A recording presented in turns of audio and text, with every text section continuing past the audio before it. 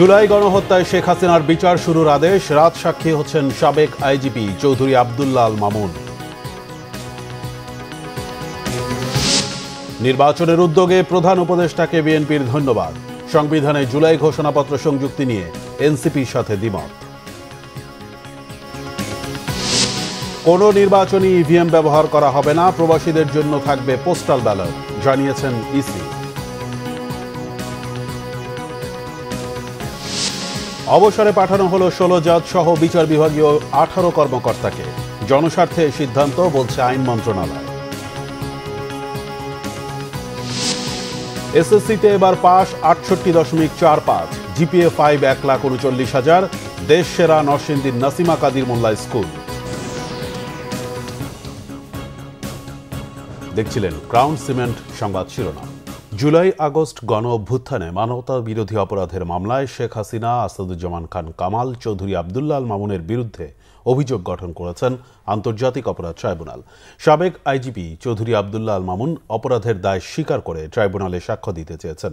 3 August সূচনা বক্তব্য এবং 4 আগস্ট সাক্ষ্য গ্রহণের জন্য দিন ঠিক করেছে ট্রাইব্যুনাল। এদিকে রাজসাক্ষী হওয়ায় নিরাপত্তার স্বার্থে একক সেলে রাখা হয়েছে সাবেক আইজিপি চৌধুরী আব্দুল্লাহ আল মামুনকে। আহমেদ সারারের রিপোর্ট।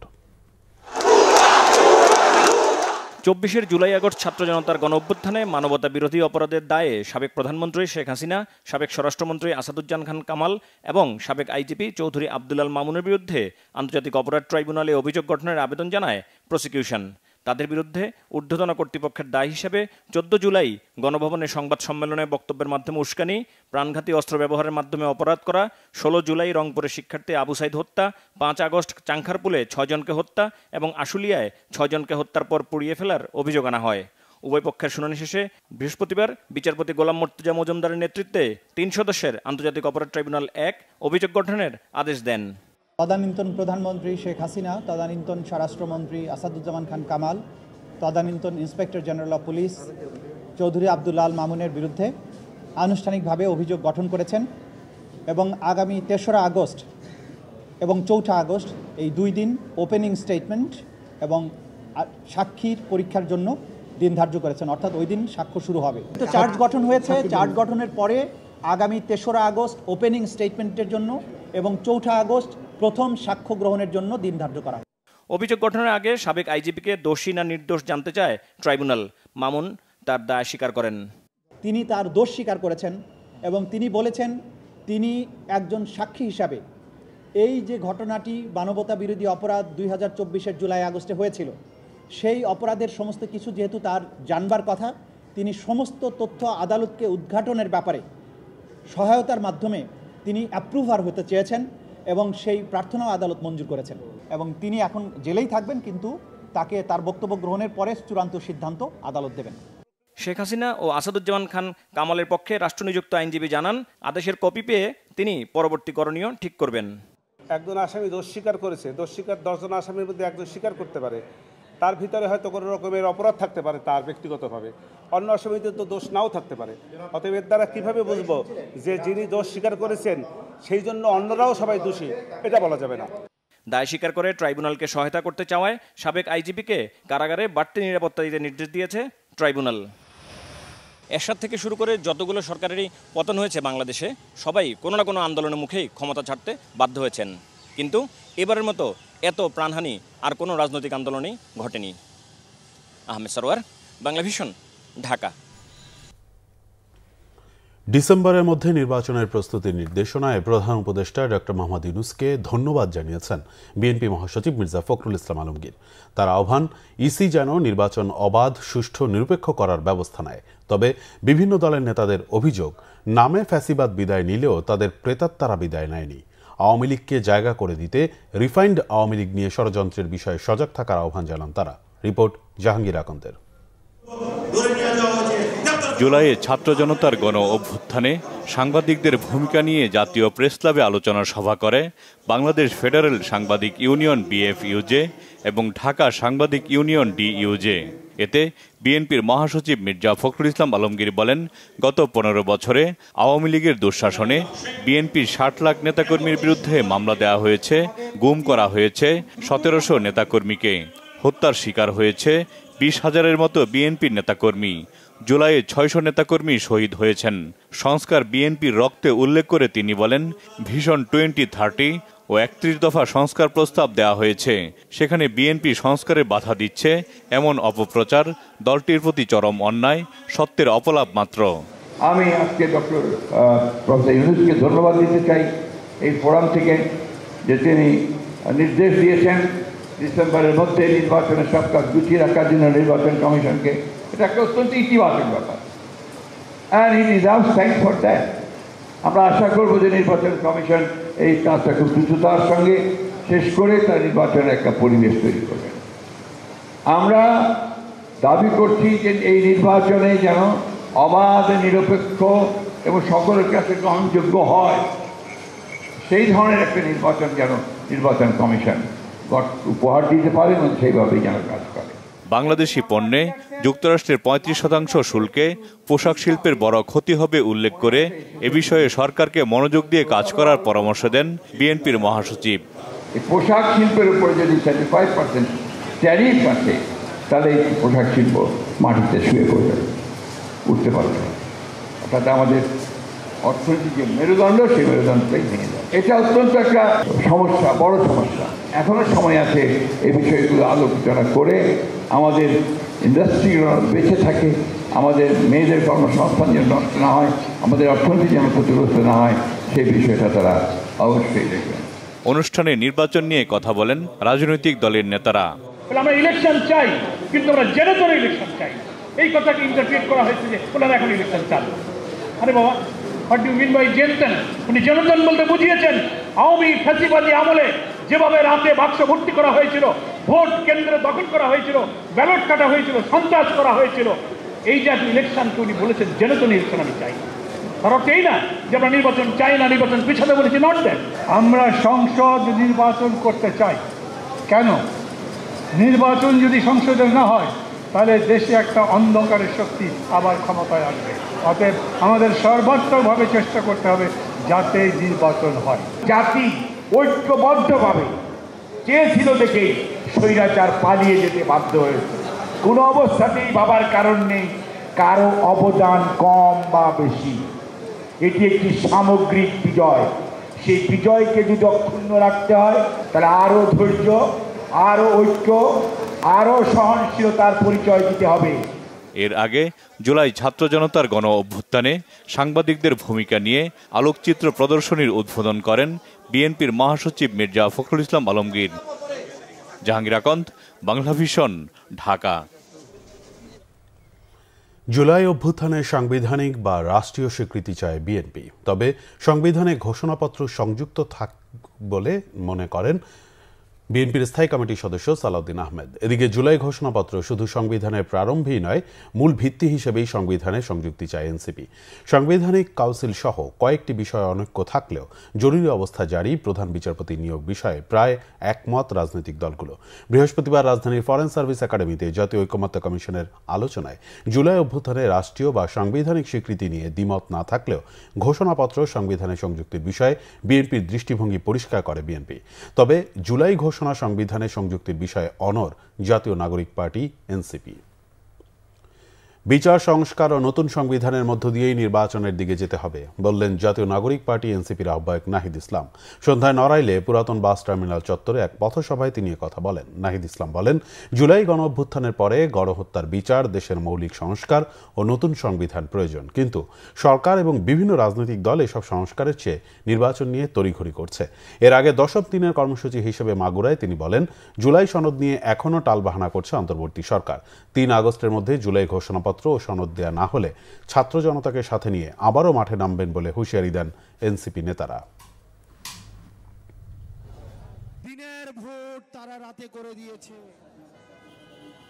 এই সরকার এবং বিভিন্ন অন্যান্য রাজনৈতিক দল বিচার সংস্কার এবং নতুন সংবিধানের থেকে নির্বাচন নিয়ে তাদের তড়িঘড়ি, কিন্তু আমরা স্পষ্টভাবেই বলেছি নির্বাচন আমরাও চাই।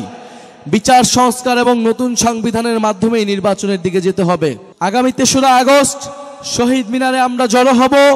আমাদের যেই দাবি জুলাই ঘোষণাপত্র এবং জুলাই সনদের জন্য আপনাদের প্রতি আহ্বান থাকবে, আপনাদেরকে আমরা দাওয়াত দিয়ে যাচ্ছি।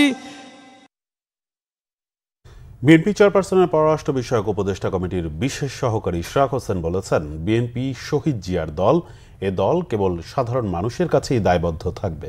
বিএনপি শেখ হাসিনার মতো নাকে খত দিয়ে ক্ষমতায় আসা দল নয় বলেও মন্তব্য করেন তিনি। রাজধানীতে ডেমরা থানা বিএনপি আয়োজিত নতুন সদস্য সংগ্রহ ও নবায়ন কার্যক্রম অনুষ্ঠানে একথা বলেন তিনি। ইশরাক হোসেন বলেন, বিএনপি সদস্য সংগ্রহকালে কেবল আওয়ামী লীগ নয়, সন্ত্রাসী, চাঁদাবাজ, মাদক কারবারিদেরও কোনোভাবে দলে নেওয়া যাবে না। যারা বিএনপির নাম ব্যবহার করে চাঁদাবাজি করে দলের ভাবমূর্তি নষ্ট করছে, তাদের সদস্যপদ নবায়নের ক্ষেত্রে চিন্তাভাবনা করতে হবে বলেও মন্তব্য করেন তিনি। দলটির নেতারা বলেন, আগামী নির্বাচন বিএনপির জন্য খুবই গুরুত্বপূর্ণ। একমাত্র বাংলাদেশের সাধারণ জনগণের কাছে আমাদের দায়বদ্ধতা থাকবে। আমরা কারো কাছে খুনি হাসিনার মতো খত দিয়ে ক্ষমতায় আমরা যাচ্ছি না। আমার বিশ্বাস যে আগামী নির্বাচনে বাংলাদেশের জনগণ ধানের শীষে উপরই আস্থা রাখ। শুধু যে আওয়ামী লীগকে বাদ দিতে হবে তা না, এলাকার যারা সন্ত্রাসী, মাদক ব্যবসায়ী, চাঁদাবাজ, অস্ত্রবাজ, যারা কোনো দল করে না, যে কোনো দলের ব্যানার ব্যবহার করে তারা অপকর্ম করে, তারা জনগণকে অত্যাচার নির্যাতন করে, তাদেরকেও কিন্তু আমাদেরকে বেছে বেছে এই সদস্য সংগ্রহ কার্যক্রম থেকে বাদ দিতে হবে। আগামী নির্বাচন বিএনপির ভাগ্যের পরিবর্তন নির্বাচন। এই নির্বাচনকে যদি কোনো ষড়যন্ত্র করে ভারতের রয়্যাল এজেন্টরা যদি বানচাল করতে পারে, তাহলে বিএনপির দুঃখের আর সীমা থাকবে না। 16টি বছর আপনারা বাড়িঘর থাকতে পারেন নাই, 16টি বছর আপনারা ব্যবসা বাণিজ্য করতে পারেন নাই। সব আওয়ামী লীগ আপনাদের ব্যবসা বাণিজ্য জমি জমা কেড়ে নিয়েছে। আগামীতে জাতীয় বা স্থানীয় সরকার কোনো নির্বাচনেই ইভিএম ব্যবহার করা হবে না। জাতীয় নির্বাচনের প্রস্তুতি নিয়ে বৃহস্পতিবার সকালে নির্বাচন ভবনে প্রধান নির্বাচন কমিশনারের সভাপতিত্বে বর্তমান কমিশনের 8ম সভা অনুষ্ঠিত হয়েছে। দিনভর আলোচনার পর বিকেলে গণমাধ্যমে সভার বিস্তারিত বিষয় তুলে ধরেন কমিশনার আবুল ফজল মাহমুদ সানাউল্লাহ। জানান, এবার প্রবাসী ভোটাররা পোস্টাল পদ্ধতিতে জাতীয় নির্বাচনে ভোট দিতে পারবেন। এজন্য নেওয়া হয়েছে 44 কোটি টাকার প্রকল্প।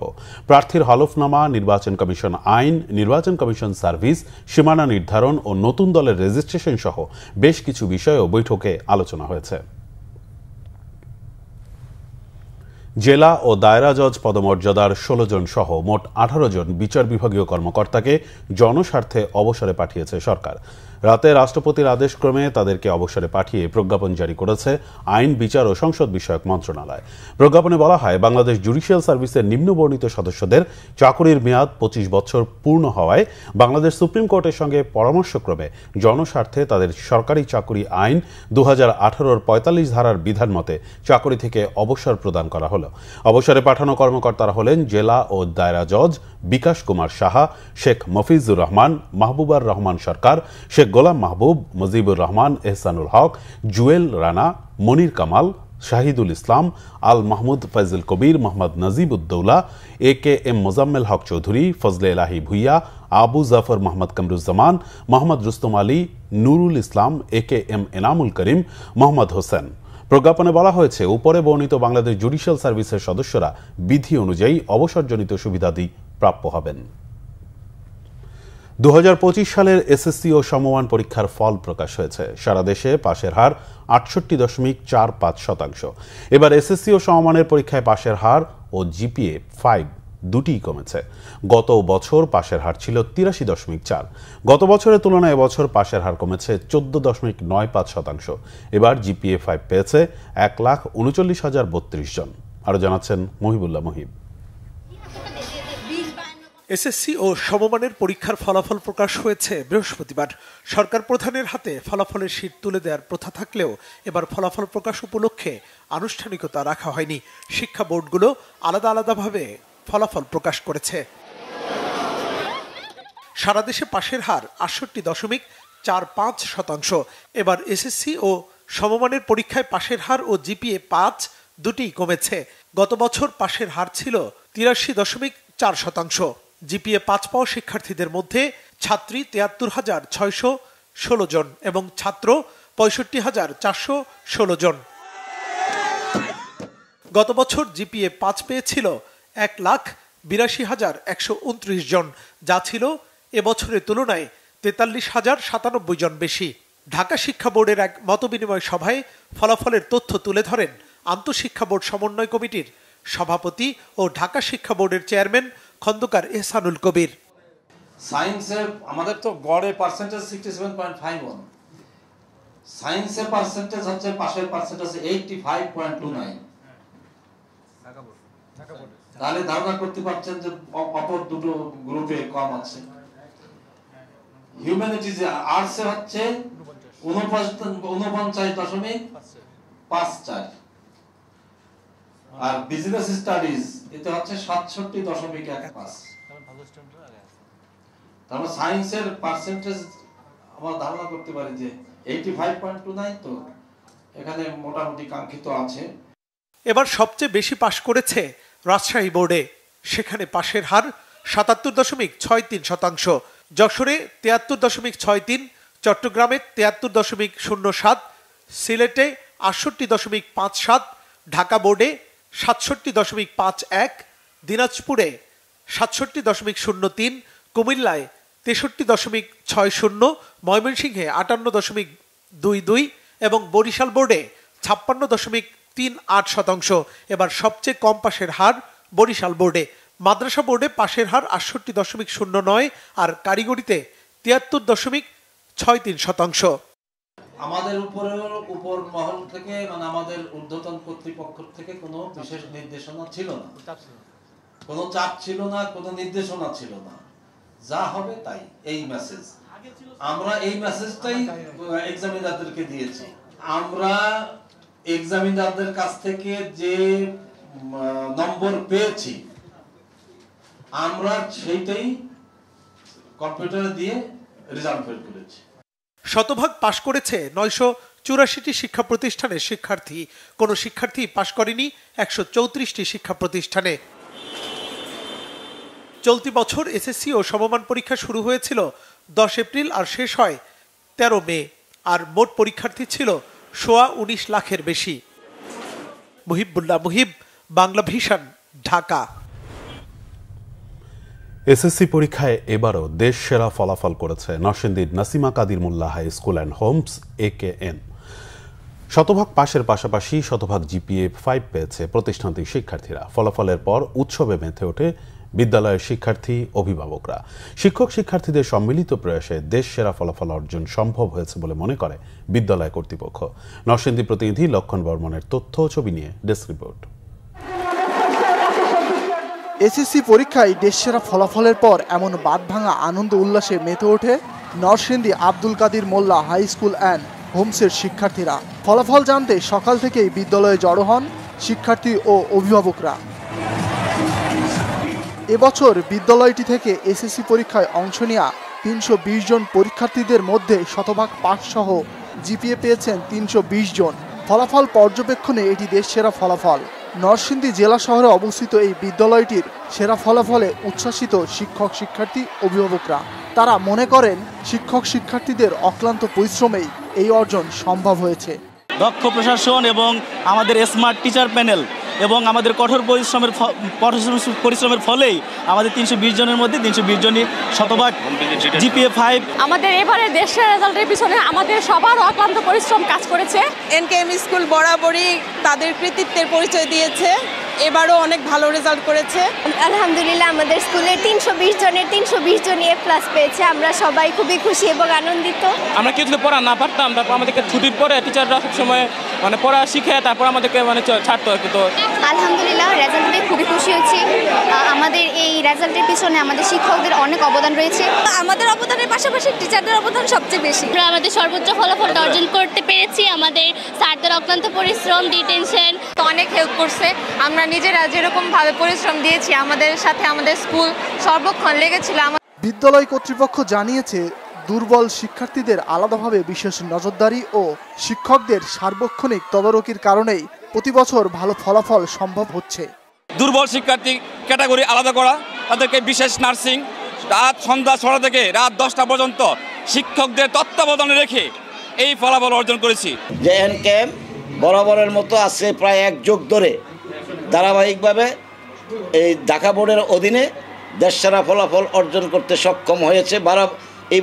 এই বছরের ফলাফল 320 জনের মধ্যে 320 জনেই জিপিএ 5 পেয়ে আমাদের গৌরব এবং আমাদের এই ধারাবাহিকতা রক্ষা করতে সক্ষম হয়েছে। 2008 সালে প্রতিষ্ঠার পর থেকেই ধারাবাহিকভাবে ভালো ফলাফল করছে Nasima Kadir Molla high school and Holmes. গত বছর শতভাগ পাশের পাশাপাশি 99% বেশি শিক্ষার্থী জিপিএ 5 পেয়েছিল। ফজলে রাব্বি, বাংলা ভিশন, ঢাকা। টানা ভারী বৃষ্টিতে দেশের বিভিন্ন জেলায় বন্যা দেখা দিয়েছে। ফেনীতে টানা বৃষ্টি উজানের পাহাড়ি ঢলে মুহুরী, কহুয়া ও সিলোনিয়া নদীর বাঁধের অন্তত 20টি স্থানে ভাঙন দেখা দিয়েছে। ফুলগাজী ও পরশুরাম উপজেলার অন্তত 40টিরও বেশি গ্রাম তলিয়ে গেছে। সড়ক তলিয়ে যাওয়ায় পরশুরাম ও ফুলগাজীর সঙ্গে জেলা সদরের সরাসরি সড়ক যোগাযোগ পুরোপুরি বিচ্ছিন্ন হয়ে গেছে। বিস্তারিত ডেস্ক রিপোর্টে। ফেনীর পরশুরাম ও ফুলগাজী উপজেলায় পাহাড়ি ঢল ও টানা বর্ষণের কারণে মুহুরী, কহুয়া ও সিলোনিয়া নদীর পাড়ের নতুন করে আরও 6টি জায়গায় বাঁধ ভেঙে যায়। সব মিলিয়ে 20টি পয়েন্টে বন্যা নিয়ন্ত্রণ বাঁধ ভেঙে গেছে। ফলে প্লাবিত অন্তত 40টি গ্রাম। টানা 3 দিন ধরে প্রায় 20,000 মানুষ পানিবন্দী হয়ে মানবেতর জীবনযাপন করছে।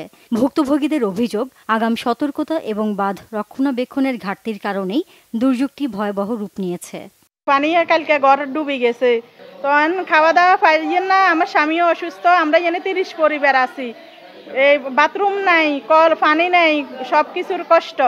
কোনো খানার সরকারে আঙ্গ খোঁজ খবরও নেয় না, কোনো খানায়ও দেন না।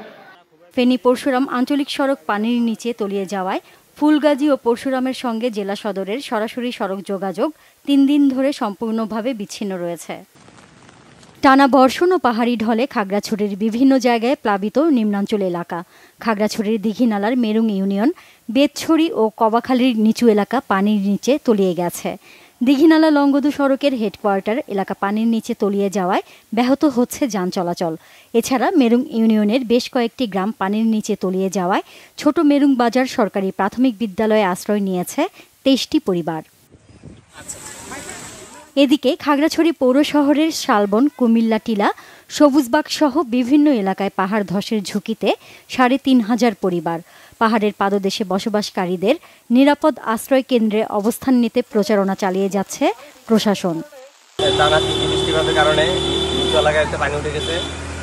সকাল থেকে দিঘিনালা লংগদু রোডে যোগাযোগ বন্ধ। রাস্তা পানি হওয়ার জন্য পানি হওয়ার কারণে ভেঙে যেতে হচ্ছে। পানি উঠায় বন্ধ হয়ে গেছে দিঘিনালা লংগদু সড়কে যান চলাচল। বন্যা ও পাহাড় ধসের আশঙ্কায় লোকজনকে নিরাপদ আশ্রয়ে সরিয়ে নেওয়া অব্যাহত রয়েছে, জানিয়েছে জেলা প্রশাসন। পুরো জেলায় শতাধিক আশ্রয় কেন্দ্র খোলা হয়েছে।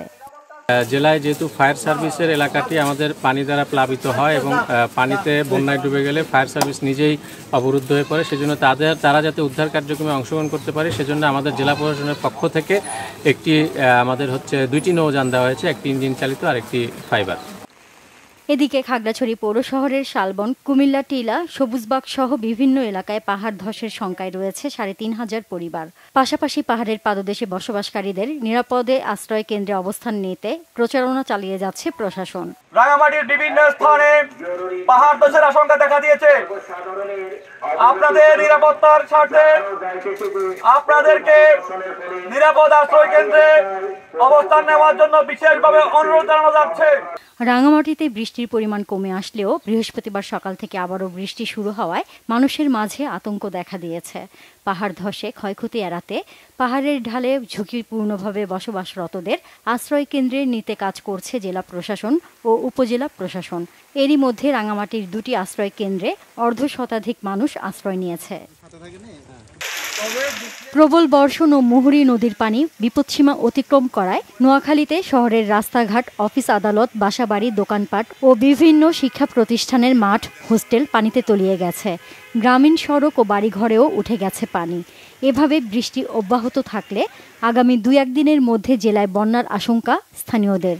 এদিকে জলাবদ্ধতা নিরসনে এরই মধ্যে খাল ও ড্রেনগুলো পরিষ্কার ও সংস্কার করা হয়েছে বলে জানিয়েছেন জেলা প্রশাসক। Nazneen Akhter, Bangla vision, news desk. এবার জাতীয় পার্টির চেয়ারম্যান জিএম কাদেরের বিরুদ্ধে পদ বাণিজ্য ও স্বেচ্ছাচারিতার অভিযোগ তুললেন দলটির অব্যাহতি পাওয়া আনিসুল ইসলাম মাহমুদ, এবিএম রুহুল আমিন হাওলাদার ও মুজিবুল হক চুন্নু। জিএম কাদেরের বিরুদ্ধে এক প্রতিবাদ সভায় এমন অভিযোগ তুলে কাউন্সিল ডাকতে জিএম কাদেরের প্রতি চ্যালেঞ্জও ছুড়ে দেন দলটির অব্যাহতি পাওয়া নেতারা। রাজধানীর গুলশানে এক সংবাদ সম্মেলনে তারা বলেন, যদি জিএম কাদেরের সৎ সাহস থাকে তবে তিনি কাউন্সিলের আয়োজন করবেন। এছাড়া কথা বলার আগে ভেবেচিন্তে বক্তব্য দিতে দলটির নতুন মহাসচিবকে তারা পরামর্শও দেন। রংপুর কেন্দ্রিক দল গঠনের অভিযোগ তুলে বলেন, দলে নেতার চেয়ে বহিষ্কৃত নেতার সংখ্যা বেশি হয়ে যাচ্ছে। জাতীয় পার্টির প্রতিষ্ঠাতা হুসাইন মোহাম্মদ এরশাদের নাম ভাঙিয়ে কেউ স্বার্থ উদ্ধারের চেষ্টা করলে তা কর্মীরা মেনে নেবে না বলে হুঁশিয়ারি দেন তারা।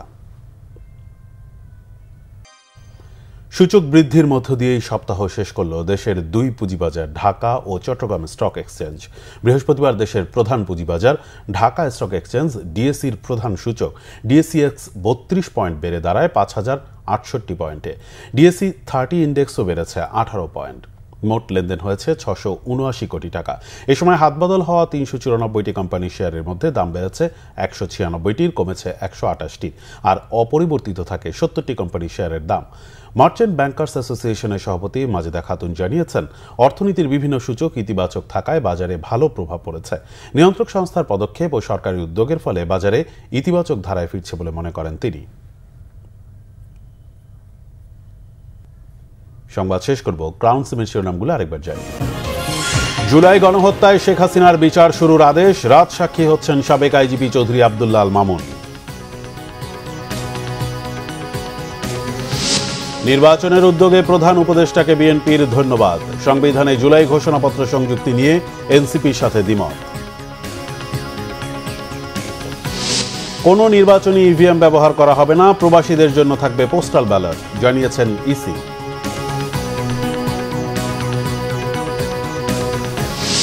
অবসরে পাঠানো হলো 16 জজ সহ বিচার বিভাগীয় 18 কর্মকর্তাকে। জনস্বার্থে এই সিদ্ধান্ত, বলছে আইন মন্ত্রণালয়। এসএসসিতে এবার পাস 68.45, জিপিএ 5 1,39,000। দেশ সেরা নরসিংদীর নাসিমা কাদির মোল্লা স্কুল। এই ছিল এখনকার মতো। পরের সংবাদ সকাল 7:30টায়। এছাড়া বাংলা ভিশন সংবাদ ও সংবাদ সংশ্লিষ্ট অনুষ্ঠান দেখতে ভিজিট করুন www.bvnews24.com ও facebook.com/banglavisionnews এবং সাবস্ক্রাইব করুন youtube.com/banglavisionnews। ধন্যবাদ।